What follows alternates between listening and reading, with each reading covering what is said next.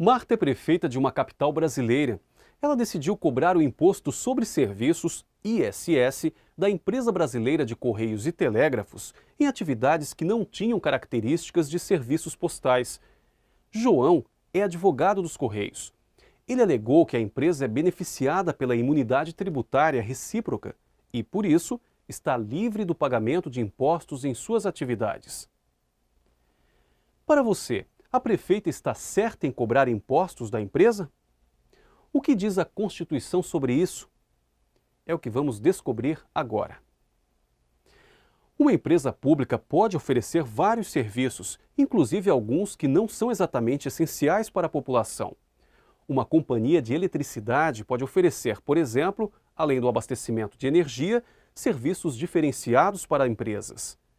Já a empresa de Correios e Telégrafos, além da entrega de correspondências, oferece serviços de transações bancárias nas suas agências. Nesses termos, deve haver isenção de impostos mesmo que a empresa não ofereça apenas serviços básicos? Para a lei brasileira, sim. Segundo a nossa legislação, os entes da federação, ou seja, União, Estados, Distrito Federal e municípios, não podem instituir impostos sobre o patrimônio, a renda ou serviços uns dos outros.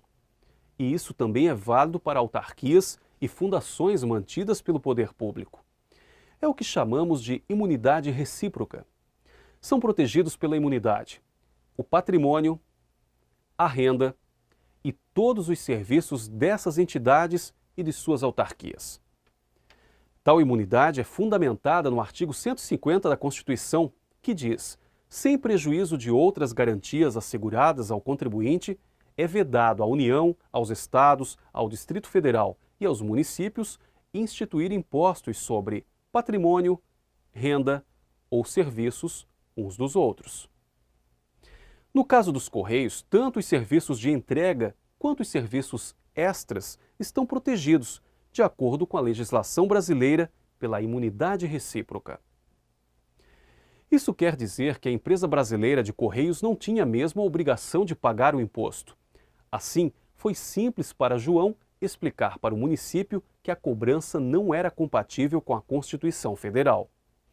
Contudo, há exceções, pois conforme a Constituição, a imunidade não se aplica ao patrimônio, à renda e aos serviços relacionados com exploração de atividades econômicas regidas pelas normas aplicáveis a empreendimentos privados ou em que haja contraprestação ou pagamento de preços ou tarifas pelo usuário.